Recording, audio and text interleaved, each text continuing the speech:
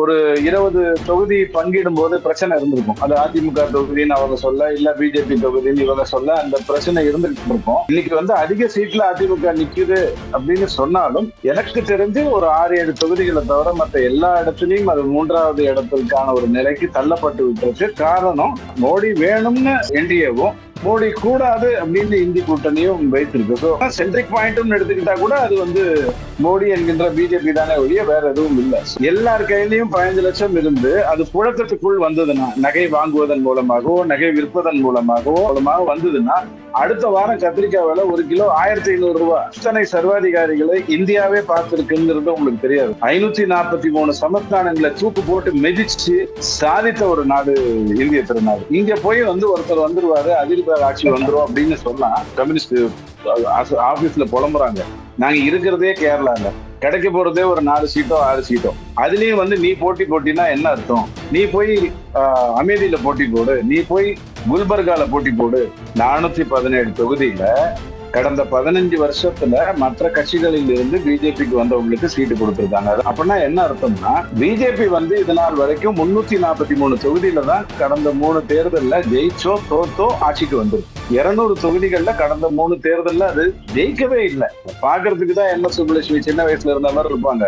ஆள் அப்படியே சுஷ்மா ஸ்வராஜ் மாதிரி டெரர்.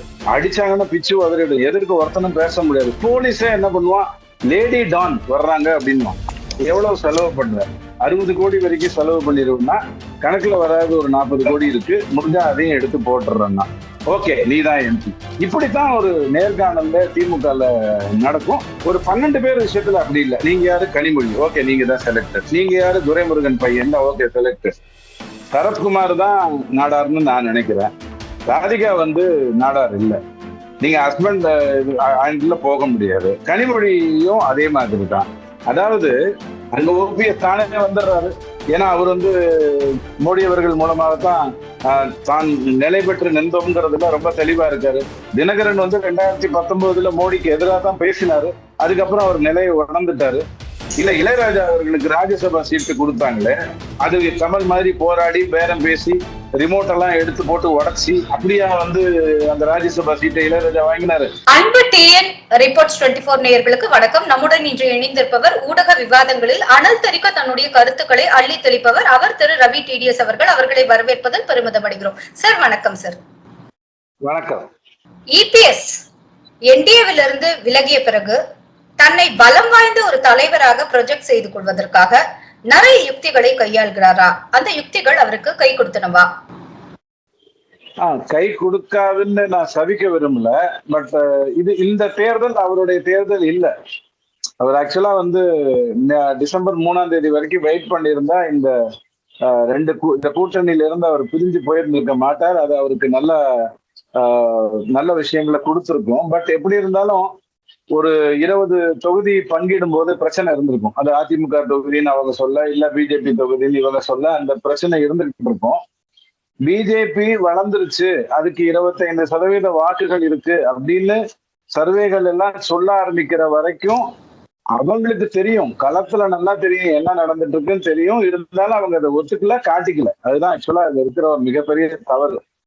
ஒரு தலைவன் என்ன பண்ணுவான் அப்படின்னா, தனக்கு எதிரானதோ தனக்கு சார்ந்ததோ உண்மையை முதல்ல தான் நடிச்சுப்பான். ஆமா இதுதான் உண்மை, இதை நான் ஃபேஸ் பண்ணும் அப்படின்னு நினைச்சாதான் அவன் தலைவன். பட் எடப்பாடி அந்த உண்மையை தெரிஞ்சுட்டாரு. பட் somehow அவர் அந்த முடிவை மாற்றி எடுத்தாரு. அப்கோர்ஸ் அவர் என்ன கால்குலேட் பண்ணாருன்னா, ஓகே பிஜேபி வளர்ந்துருச்சுன்னு வச்சுப்போம். இப்ப திமுக பிஜேபின்னு களம் மாறிடுச்சுன்னா நான் காணாம போயிடுவேன்.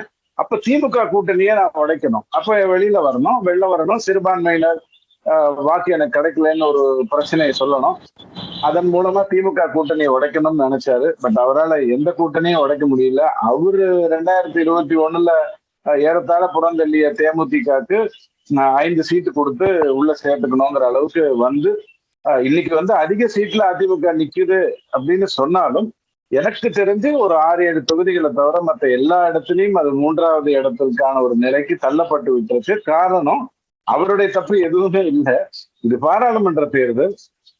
இங்க மோடி வரப்போறாருங்கிறது ரெஜிஸ்டர் ஆயிடுச்சு. இந்தி கூட்டணி உடைந்ததாலும் என்டிஏ கூட்டணி ஸ்ட்ராங் ஆனதில்லை. அவங்க 400 பத்தி பேசிக்கிட்டு இருக்காங்க. 400 பத்தி பேசும்போது 272 எங்க இருக்குது அல்லது 44 எங்க இருக்குங்கிற கேள்வி, 39 எங்க இருக்குங்கிற கேள்வி தன்னை போல வந்துடும். ஸோ அந்த பர்செப்ஷன் பில்டிங் ஸ்ட்ராங்கா இருக்கு.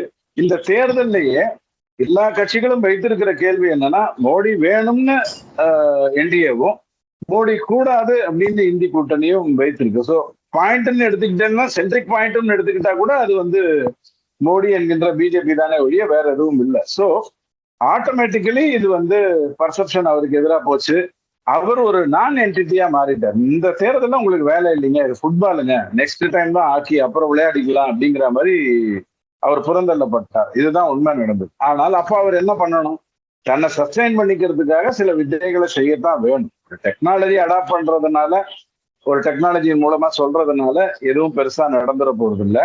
இதே அதிமுக ஒரு தேர்தலுக்கு 4 நாளைக்கு முன்னாடியோ 3 நாளைக்கு முன்னாடியோ எம்ஜிஆர் அவர்கள் அவருடைய தலையில தொப்பி இல்ல, அந்த கருப்பு கண்ணாடி இல்ல, அதுக்கு பதிலா ஒரு திக் கிளாஸ் ஒண்ணு இருக்கு. அவரை பார்த்த உடனே எல்லாருக்கும் வருத்தம் வருது. ஐயோ, என் தலைவனுக்கு இப்படி ஆயிடுச்சுன்னு ஒரு பத்திரிகையில சாயங்காலம் போட்டோ வருது புரூக்லின்ல இருந்து.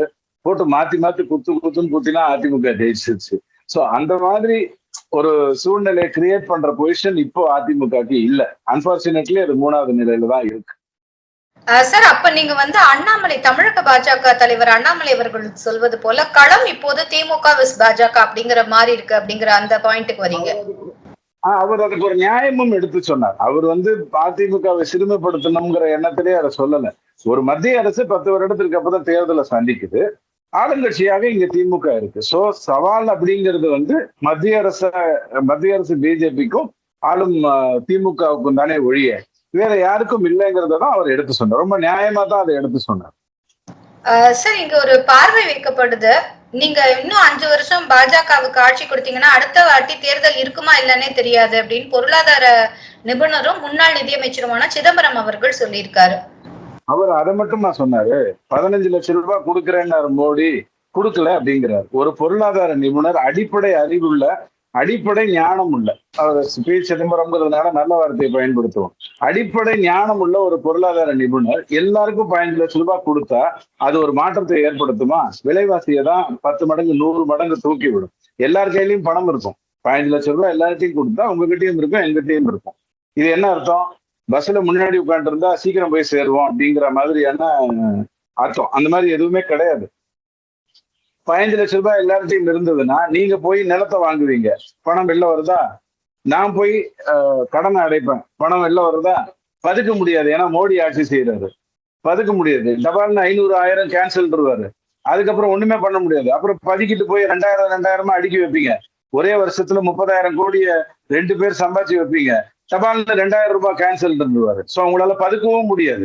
அப்போ எல்லார் கையிலையும் 15 லட்சம் இருந்து அது புழக்கத்துக்குள் வந்ததுன்னா, நகை வாங்குவதன் மூலமாகவோ, நகை விற்பதன் மூலமாகவோ, நிலம் வாங்குவதன் மூலமாகவோ, கடனை அடைப்பதன் மூலமாக வந்ததுன்னா அடுத்த வாரம் கத்திரிக்காய் விலை 1 கிலோ 1500 ரூபாய். 15 நாள்ல 3 மணி நேரத்துல தங்கத்தினுடைய விலை 1 பவுன் 3 லட்சம் ரூபான்னு மாறிடும். எல்லார்கிட்டையும் பணம் இருந்து அது புழக்கத்துக்குள் வந்ததுன்னா என்ன ஆகும்? டிமாண்ட் கம்மி, சப்ளை அதிகம். சப்ளை கம்மி, டிமாண்ட் அதிகம்ங்கிற சிச்சுவேஷனுக்கு வரும். இது ஒரு பொருளாதார நிபுணருக்கு தெரியாதா? ப. சிதம்பரத்துக்கு தெரியாதா? அவர் தூக்கத்துல கூட அப்படி பேசியிருக்க மாட்டார். அந்த மாதிரி இருக்கிறவரு இந்த மாதிரி பயமுறுத்து. ஃபர்ஸ்ட் இந்திய ஜனநாயகத்து மேல உங்களுக்கு ஒரு நம்பிக்கை வரணும். ஜனநாயகத்து மேல உங்களுக்கு ஒரு நம்பிக்கை வரணும். எத்தனை சர்வாதிகாரிகளை இந்தியாவே பார்த்திருக்குங்கிறது உங்களுக்கு தெரியாது. அவங்க எல்லாம் நல்லவங்க மாதிரி நடிச்சிட்டு இருந்த சர்வாதிகாரிகளை பார்த்திருக்கு. 543 சமஸ்தானங்களை தூக்கு போட்டு மிதிச்சு எல்லாம் ஒரு வாரமா போ, இந்தியான்னு ஒண்ணு வந்துருச்சு, உனக்கு வேண்டிய பணத்தை வாங்கிக்க, உனக்கான கௌரவத்துல இருந்துக்க அப்படின்னு சொல்லி சாதித்த ஒரு நாடு இந்திய திருநாடு. இங்க போய் ஒருத்தர் வந்துருவாரு, அதிர்பார் ஆட்சி வந்துரும் அப்படின்னு சொன்னா, முன்னெல்லாம் ஒத்த கண்ணம் வர்றான்னு பயமுறுத்துவாங்க, இப்பெல்லாம் ரெட்ட கண்ணம் வர்றான்னு பயமுறுத்துறாங்க. அதுதான் இவங்க பண்ற முட்டாள்தனம். நான் சொல்ல புரியுதுங்களா? ரொம்ப ஒரு டெரரா காதலிக்க நேரமில்லை நாகேஷ் மாதிரி காதுல வெட்டக்கண்ணம் வரான் அப்படின்னு உடனே TS பாலையா மாதிரி பயந்துருவோம்னு நினைக்கிறாங்க. இதை விட முட்டாள்தனமா பேசவும் முடியாது. இந்திய ஜனநாயகம்ங்கிறது அதனுடைய ரத்தத்தில் ஊர்ன ஒரு விஷயம். எங்கேயோ வெஸ்ட் பெங்கால்ல ஒரு பெரிய மோசமான ஒரு அட்டுழியம் நடக்குது, அதுக்கு தமிழ்நாட்டுல பொங்கினாங்க.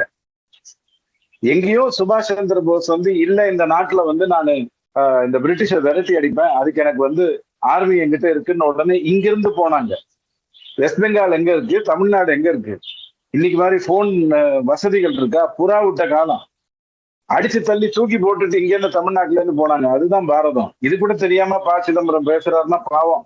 அவர் கார்த்திக் சிதம்பரத்துக்கு டெபாசிட் எல்லாம் பண்றதுக்கு வாய்ப்பு இருக்கு.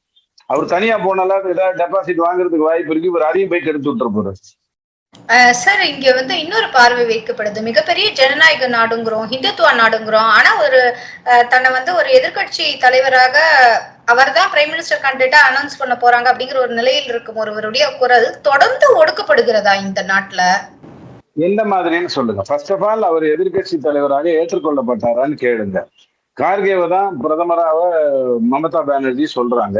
கார்கேவை தான் கன்வீனராகவும் அவங்க கடைசியா சொன்னாங்க இந்தி கூட்டணியில. அப்புறம் ஒரு சீட்டு கூட கிடையாதுன்னு தூக்கி போட்டாங்க. அந்த கூட்டணி இருக்கா சார்? அது சம்பந்தமாக கூட்டங்கள் ஏதாவது இருக்கா சார்? ஏன்னா வந்து கூட்டணி தனித்தனியா நிக்கிறது. கேரளால ஒரு பெரிய கூட்டமே நடந்துட்டு இருக்குது. ராகுல் காந்திக்கு என்ன சொல்றாங்க, எதுக்கு வந்து இங்க போராடுற? நாங்களே ஏற்கனவே கேரளால மட்டும்தான் இருக்கோம், கம்யூனிஸ்ட் ஆபீஸ்ல புலம்புறாங்க. நாங்க இருக்கிறதே கேரளால, கிடைக்க போறதே ஒரு 4 சீட்டோ 6 சீட்டோ. அதுலயும் வந்து நீ போட்டினா என்ன அர்த்தம்? நீ போய் அமேதியில போட்டி போடு, நீ போய் குல்பர்கால போட்டி போடு, நீ எதுக்கு இங்க வர்ற அப்படின்னு புலம்புறாங்க கம்யூனிஸ்ட்ல. அதுவும் ஆராசாவுடைய ஏ ராஜாவுடைய மனைவி புலம்புறாங்க. அப்ப யோசிச்சு பாருங்க, கம்யூனிஸ்ட்ல வந்து ஒரு கணவனுடைய மனைவி புலம்புற அளவுக்கு அங்கேயும் அவரை வந்து புலம்புறாங்க. சோ இந்தியா கூட்டணி காங்கிரஸுக்கு சீட்டு கொடுத்ததோ இல்லையோ, இப்ப ராகுல் காந்திக்கு சீட்டு கொடுக்கறதுக்கே பேச்சுவார்த்தை நடந்துட்டு இருக்கு. அதெல்லாம் ஒண்ணும் இல்லைங்க, வேற வழி இல்லைங்க, நாங்கெல்லாம் போனா சேர்க்க மாட்டாங்க, இங்கதான் வந்து நான் காப்பாத்திக்க முடியும், எங்க பாட்டியும் இப்படிதான் ராய்பரேலியில வந்து ஜெயிச்சாங்க, தென்னகம் தான் எங்களை காப்பாற்றும், வடக்கு இந்தியா தூக்கி போட்டு மேய்ச்சிரும்னு அவர் கெஞ்சின்னு இருக்காரு. இதுதான் இந்தி கூட்டணியோட உண்மையான நிலைமை. இப்ப அவரை எங்க மிதிக்கிறோம், எந்த விதத்துல குறைவிலையை நெரிக்கிறோம்? இன்கம் டாக்ஸ்ல வந்து இவங்க வந்து கட்டணுங்கிற அவசியம் இல்லை. ஒரு அரசியல் கட்சிக்கு இன்கம் டாக்ஸ் கிடையாது. ஆனா டிக்ளேர் பண்ணணும். இப்ப உங்க உதாரணத்துக்கு உங்களுக்கு வந்து 10 லட்சத்துக்கு மேல வருமானம் வருது. ஆனா நீங்க விவசாயத்தின் மூலமா அதை சம்பாதிச்சீங்கன்னா உங்களுக்கு வரி கிடையாது. ஆனா நீங்க அதை டிக்ளேர் பண்ணணும். நான் வந்து 10 லட்சத்துக்கு மேல சம்பாதிச்சேன், ஆனா இது அக்ரிகல்ச்சரல் இன்கம் சொல்லணும். அந்த மாதிரி ஒரு பொலிட்டிக்கல் பார்ட்டி வந்து சொல்லலன்னும் போது அவங்க கேட்கிறாங்க. கேட்கும் போதும் பதில் சொல்லல. அராஜகம். எப்படியும் காங்கிரஸ் தான் வரப்போகுது, ராகுல் காந்தி தான் வரப்போறாரு, இல்லைன்னா பிரியங்காவுடைய பையன் தான் வருவான் அப்படிங்கிற ஒரு மமதையில இருந்தாங்க. இன்கம் டாக்ஸ் வந்து தூக்கி போட்டு பணத்தை மட்டும் எடுத்துட்டு, அதுக்கு வர வேண்டிய பணத்தை எடுத்துட்டு போச்சு, அவ்வளவுதான். உடனே ஐயோ என்னுடைய பணத்தை எல்லாம் பழைச்சிட்டாங்கன்னா, DS சிவகுமார் கிட்ட இன்னும் 10 தலைமுறைக்கு பணம் இருக்கு. இந்தியாவிலேயே அதிக பணக்கார எம்எல்ஏக்களும் எம்பிக்களும் கொண்ட ஒரு மாநிலம்னு சொன்னா அது கர்நாடகா. அதுதான் பணக்கார எம்எல்ஏ எம்பிக்கள் கொண்ட ஒரு மாநிலம். எங்கிருந்து அவங்க பார்த்தோம் அவங்களுக்கு பணம்? இவங்களுக்கு தெலுங்கானால யாரையாவது ஒழிச்சு வைக்கணும்னா யாரை கூப்பிட்டாங்க? DS சிவகுமாரை தான் கூப்பிட்டாங்க. சோ அங்கதான் பணம் கொழிச்சு கிடக்கு. இவங்க பணத்தை யாரும் நிறுத்தி வச்சிருக்காங்க. சரி, அப்படியே இருந்தாலும் வெள்ள பணத்தை எடுத்து எந்த அரசியல் கட்சி செலவு பண்ணிருக்கு? பிஜேபியை தவிர எல்லாம் கருப்பு பணத்தை தானே செலவு பண்ணுது. வங்கி முடக்கினது வெள்ள பணத்தை தானே, கருப்பு பணத்தை இல்லையே. சோ இவங்க என்ன புலம்பினாலும் என்னுடைய ஆசை என்னன்னா, குறைஞ்சபட்சம் வயநாட்டுல ராகுல் காந்தி ஐயா போட்டி போட்டாருன்னா இந்த இந்தி கூட்டணி அமைச்சதுக்கு ஏதோ ஒரு காரணமாவது இருக்கு. சார், பாஜக தன்னுடைய தொகுதியில் வேட்பாளர்களை அறிவிக்கும் போது ஒரு சில இடங்கள்ல பார்த்தோம்னா ஒரு சின்ன ஷிஃப்ட் மாதிரி இருக்கு. அதுக்கு ஒரு கட்ஸ் வேணும்னு தோணுது. உதாரணத்துக்கு 400 தொகுதிக்கு மேல் நாங்க வெற்றி பெற்றால் கண்டிப்பாக அரசியல் சட்டத்தை மாற்றுவோம் அப்படின்னு சொன்ன முன்னாள் அமைச்சர் அனந்தகுமார் ஹெக்டே அவரை வந்து கர்நாடகால உத்தரகாண்ட்ல போட்டியிட வைக்கிறாங்க, உத்தரகண்டால. அதே மாதிரி ஹிமாச்சல்ல பாத்தீங்கன்னா தொடர்ந்து சர்ச்சைகளில் சிக்கி வரும் நடிகையான கங்கனா ரணாவத் மண்டி தொகுதியில போட்டியிடுறாங்க. நீங்க முன்னாடி பாத்திருப்பீங்க ராமாயணம்னு சொல்லிட்டு, அதுல அருண் கோவில்னு ஒருவர் வந்து ராமரா நடிச்சிருந்தாரு. அவர் வந்து மீரட் தொகுதியில போட்டியிடுறாரு. உயர் நீதிமன்ற நீதிபதியான அபிஜித் கங்கோத்பாயா வந்து வெஸ்ட் பெங்கால்ல இருக்கிற தம்லாக்குங்கிற தொகுதியில போட்டியிடுறாங்க. இந்த சந்தேஷ் காலில பாதிக்கப்பட்ட பெண்ணே ஒரு தொகுதியில இருந்து போட்டியிடுறாங்க. பிரபல தொழிலதிபரும் எக்ஸ் எம்பியுமான நவீன் ஜிந்தால் காங்கிரஸ்ல இருந்து இப்போதான் வந்தவர். அவருக்கே வந்து ஹரியானால குருஷாத்ராங்கிற ஒரு இடத்துல வந்து கான்ஸ்டிடுவன்சில கொடுக்குறாங்க சீட்டு. அடுத்து மத்திய அமைச்சர் தர்மேந்திர பிரதான் வந்து ஒடிசால சம்பல்பூர் தொகுதியில போட்டியிடுறாரு. அதே மாதிரி காங்கிரஸ்ல இருந்து வந்த ஜெகதீஷ் ஷெட்டர் அவருக்கு வந்து கர்நாடகாவின் பெல்காம்ல சீட் கொடுக்குறாங்க. சோ இதை தாண்டி இது வந்து ஒரு கோட்டை அப்படின்னு சொல்ற ஓவைசி கிட்டத்தட்ட அவர் வந்து 4 முறை இருக்காரு. அவங்க அப்பா வந்து அதுக்கு முன்னாடில இருந்து இருக்காரு. அந்த இடத்துல ஒரு ஹிந்துத்துவ முகமான மாதவி லதா அப்படிங்கிற ஒரு கேண்டிடேட்டை கொண்டு வந்து நிறுத்துறாங்க. இந்த மாதிரியான ஒரு செலக்ஷன்லாம் என்ன மாதிரியான ஒரு செலக்ஷன்? அது வந்து இது இந்த செலக்ஷனுக்கு நியாயம் செய்வாங்களா மக்கள்? இது எல்லாவற்றையும் தாண்டி இப்ப நான் பேசிக்கொண்டிருந்த போது நீங்க அழகா ஒரு வார்த்தை சொன்னீங்க. வயநாடுல ஆனி ராஜா போட்டியிடுறாங்க, ராஜா அவர்களுடைய மனைவி ஆணி போட்டிடுறாங்க. அதே இடத்துல காங்கிரஸின் ராகுல் காந்தி நிக்கிறாரு. அந்த இடத்துல பாத்தீங்கன்னா அதாவது தமிழக பாஜக தலைவர் அண்ணாமலை போல கேரளாவின் பாஜக தலைவரான சுரேந்திரனை நிறுத்தி வச்சிருக்காங்க. சோ இதெல்லாம் எந்த மாதிரியான ஒரு மூவ் பை பாஜக? Is it needed? Sir, is it needed? It will give any... நீங்க ரொம்ப வட போட்டு தேடி சொன்ன விஷயங்களை பத்தி மட்டும் நான் என்னோட கருத்தை சொல்றேன். 417 தொகுதிகளுக்கு வேட்பாளரை அறிவிச்சிருக்காங்க. நீங்க இப்ப பேசுனது 11 தொகுதியை பத்தி. பர்சன்டேஜ் என்னன்னு உங்களுக்கு நல்லா தெரியும். நம்பர் 1. 2வது, 417 தொகுதிகள்ல 116 தொகுதிகள்ல கடந்த 15 வருடமாக பிஜேபியில, காங்கிரஸ்ல இருந்து மற்ற கட்சியில இருந்து பிஜேபிக்கு வந்தவங்களுக்கு சீட்டு கொடுத்துருக்காங்க. 417 தொகுதியில கடந்த 15 வருஷத்துல மற்ற கட்சிகளில் இருந்து பிஜேபிக்கு வந்தவங்களுக்கு சீட்டு கொடுத்திருக்காங்க. அதாவது 4ல ஒருத்தர் வந்து உள்ள வந்தவர், புதுசா உள்ள வந்தவர். அப்படின்னா என்ன அர்த்தம்னா, பிஜேபி வந்து இது நாள் வரைக்கும் 343 தொகுதியில தான் கடந்த 3 தேர்தல்ல ஜெயிச்சோ தோத்தோ ஆட்சிக்கு வந்திருக்கு. 200 தொகுதிகள்ல கடந்த 3 தேர்தல்ல அது ஜெயிக்கவே இல்லை. அப்போ இந்த முறை நான் 400க்கு போகணும்.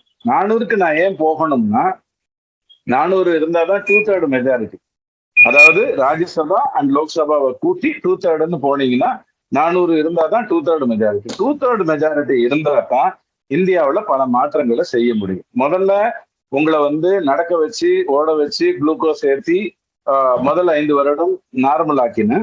அதுக்கு அடுத்த 5 வருடம் உங்களுக்கு புத்துணர்வு கொடுத்து, பூஸ்ட் கொடுத்து, உங்களுக்குன்னு ஒரு ஐடென்டிட்டியை கொடுத்து உங்களுடைய பொருளாதாரத்தை உயர்த்தின. இப்போ நான் வந்து உங்களுக்கு கொடுக்க போறது எல்லாமே உங்களை ஒரு சூப்பர் மேனாவோ, ஒரு அனுமானாவோ, ஒரு ஸ்பைடர் மேனாவோ, ஒரு பேட்மேனாவோ, ஒரு பெரிய ஹீரோவா மாத்த போறேன். இதுதான் இந்த 5 வருடத்தினுடைய கான்செப்ட். ஸோ ஏன் இந்த முதல் 5 வருடம் அப்படி இருந்ததுன்னா, கிட்டத்தட்ட 70 ஆண்டு காலம் காங்கிரஸ் தான் ஆட்சி செய்தது. அது வந்து உங்களை ஒன்னா ஐசியூல வச்சுட்டு இருந்தது, இல்ல ஐ வில் சியூன்னு அது கிளம்பி போயிடுச்சு. இப்படித்தான் உங்களை வச்சுட்டு இருந்தது. இப்போ இந்த 11 தொகுதிகள்ல நீங்க சொன்னதுல மாதவி லதாங்கிறவங்க வந்து எந்த ஒரு அரசியல் காரணங்களுக்குள்ளேயும் தன்னுடைய வேலைகளை செஞ்சவங்க இல்லை. ஒரு மிகப்பெரிய டான்சர், தனக்குன்னு ஒரு செல்வாக்கு வைத்துக் கொண்டு முஸ்லிம் இஸ்லாத் சகோதரர்கள் இருக்கக்கூடிய இடங்களுக்கு போய் பல சேவைகளை செய்து விட்டு அவங்க மாட்டுக்கு அவங்க வேலையை பார்த்துக்கிட்டு இருந்தாங்க. பாக்குறதுக்கு தான் எம் எஸ் சுப்புலட்சுமி சின்ன வயசுல இருந்த மாதிரி இருப்பாங்க. ஆள் அப்படியே சுஷ்மா ஸ்வராஜ் மாதிரி டெரர். அடிச்சாங்கன்னா பிச்சு உதறிடும், எதற்கு ஒருத்தனும் பேச முடியாது. போலீஸே என்ன பண்ணுவான், லேடி டான் வர்றாங்க அப்படின்வான். அதுதான் அவங்களுக்கு கொடுக்கப்பட்டிருக்கிற ஒரு பேரு. இப்படித்தான் பிஜேபி தன் நல்லவங்களை வந்து ஐடென்டிஃபை பண்ணி கொண்டு வருது. ஷட்டரை பொறுத்த வரைக்கும் அவர் பிஜேபியில இருந்தவர் தான். போன தேர்தல் போதுதான் ஷட்டரை மூடிட்டு கிளம்பி போனாரு, அங்க ஊத்தி மூடிச்சு திருப்பி வந்துட்டாரு. அவ்வளவுதானே ஒழிய வேற ஒன்றும் மாற்றம் இல்லை. ஆக வேட்பாளரை தேர்ந்தெடுக்கும் போது பிஜேபி வந்து இந்த இடத்துல யாரை நிறுத்தினா அவங்களால ஜெயிக்க முடியும் அப்படின்னு பார்த்துட்டு அவங்களை அங்க வைக்கிறதுனால அந்த மக்களுக்கு என்ன நல்லது நடக்கும் அப்படிங்கிறத பாக்குது. ஆனா திமுகவுடைய நேர்காணல்ல போனீங்கன்னா, நீங்க தான் எம்பியா இருந்தா உங்ககிட்ட முதல் கேள்வி என்ன கேட்பாங்க, எவ்வளவு சொத்து வச்சிருக்க? ஒரு 200 கோடி இருக்குன்னா, உனக்கு அண்ணன் தங்கியா யாராவது பாக பிரிவினை இருக்காங்களா? இல்லைங்க, அந்த மாதிரி எல்லாம் யாரும் இல்லை, நான் தான் ஒத்தையா இருக்கேன். இப்ப இந்த 200 கோடியும் உங்களுக்கு தேவையா தேவையில்லையா? ஒன்னும் தேவையில்லைண்ணா, எனக்கு ஒரு கௌரவம் வேணும். ஒரு எம்பியா இருந்தா போதும், ஒரு 5 வருஷம் கௌரவமா இருந்தா போதும். எவ்வளவு செலவு பண்ற? 60 கோடி வரைக்கும் செலவு பண்ணிடுவோம்னா, கணக்குல வராது ஒரு 40 கோடி இருக்கு, முடிஞ்சா அதையும் எடுத்து போட்டுறேன்னா ஓகே நீ தான் எம்பி. இப்படித்தான் ஒரு நேர்காணல்ல திமுக நடக்கும். ஒரு 12 பேர் விஷயத்துல அப்படி இல்லை. நீங்க யாரு? கனிமொழி, ஓகே நீங்க தான் செலக்டட். நீங்க யாரு? துரைமுருகன் பையன், ஓகே செலக்டட். நீங்க யாரு? வீராசாமி பையன், ஓகே செலக்டட். அது வந்து ஒரு 15 தொகுதிக்கு அப்படித்தான் நடக்கும். ஆனா மீறி இருக்கிறதுல இப்படித்தான் நடக்கும். ஆனா பிஜேபி அப்படி பண்ணல. ரொம்ப தெளிவா ஆட்களை யாரை வைத்தால் அந்த இடத்துல வந்து அவர்கள் அந்த மாநிலத்தை, அந்த கான்ஸ்டிடுவன்சிய ஒரு ஹனுமானா மாறுறதுக்கு, ஒரு ஸ்பைடர் மேனா மாறுறதுக்கு உதவி பண்ணுவாங்க. இதுல அருண் கோயில் மற்ற இந்த ராமாயண மகாபாரத கதாபாத்திரத்தில் நடித்தவங்கள விட்டுருங்க. அவங்க சில பேர் காங்கிரஸுக்கு போயிட்டு வந்தவங்க தான். அவங்களுக்குன்னு ஒரு பாப்புலாரிட்டி இருக்கு, அதனால அந்த இடத்துல நிறுத்தி வச்சிருக்காங்க. இன்னும் சொல்ல போனா சில தொகுதிகள்ல இந்தியாவுல வாக்கு போடுவதற்கான காரணங்கள் காரணியங்கள் தெரியாம வாக்கு போடுகின்ற தொகுதிகள் இன்னும் இருக்கு.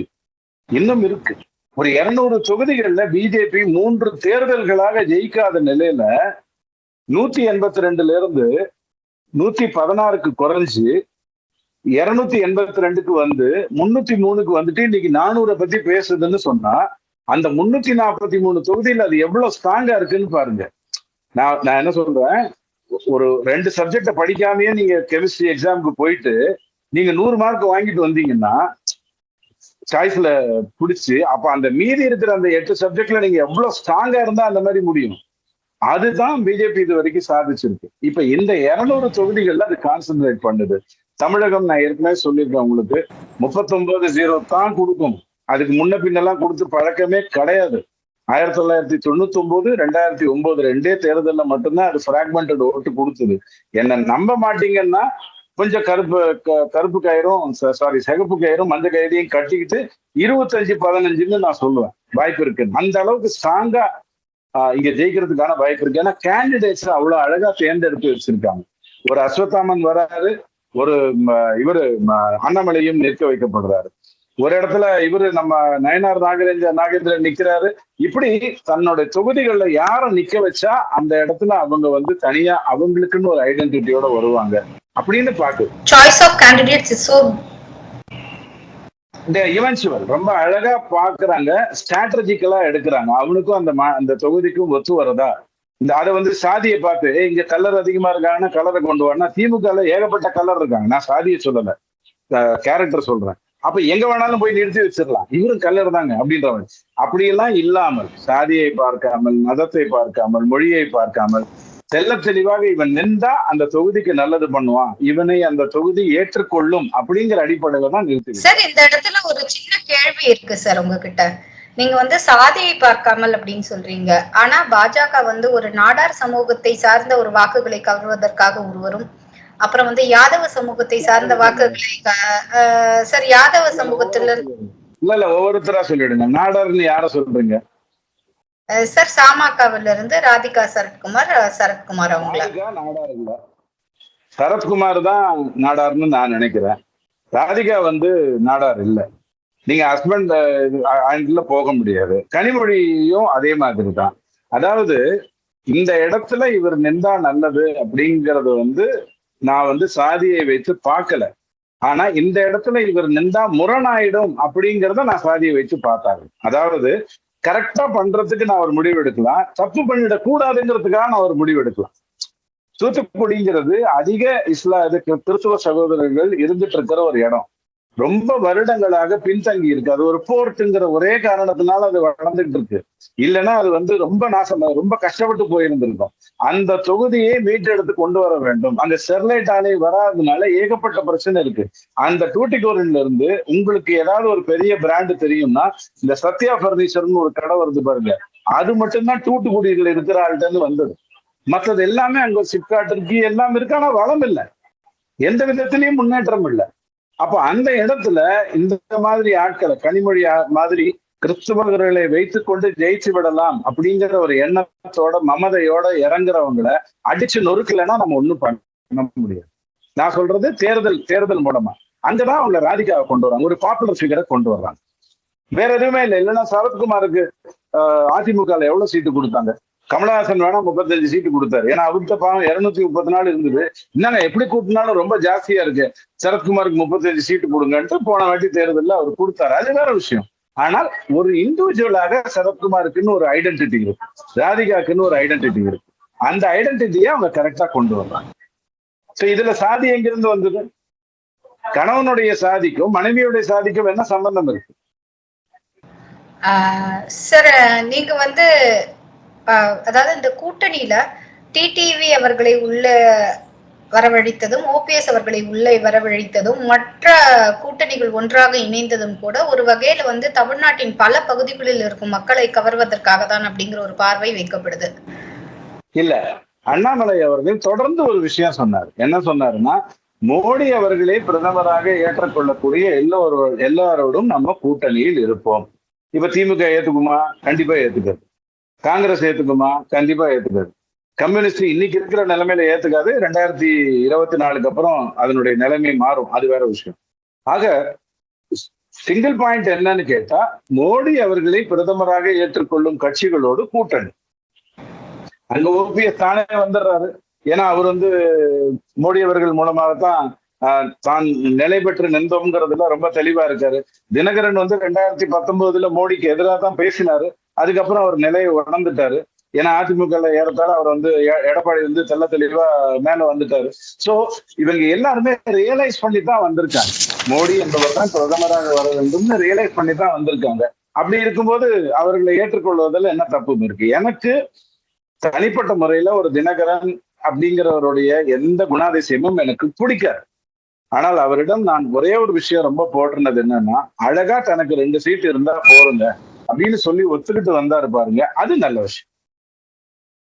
5 சீட்டு கொடுங்க, 8 சீட்டு கொடுங்கன்னு பிரேமலதா மாதிரி கேட்க 40 சீட்டையும் கொடுங்க அப்படின்னு சொல்லிட்டு பயந்து போய் அண்ணாமலை அப்படிலாம் கொடுக்க முடியாதுங்க அப்படின்னு சொன்னதுக்கு அப்புறம் அவங்க அதிமுகவுக்கு போனாங்க. அந்த மாதிரி எல்லாம் பேரம் பேசக்கூடிய நிலைமையில தினகரன் இல்ல. அதை நீங்க பாராட்டு.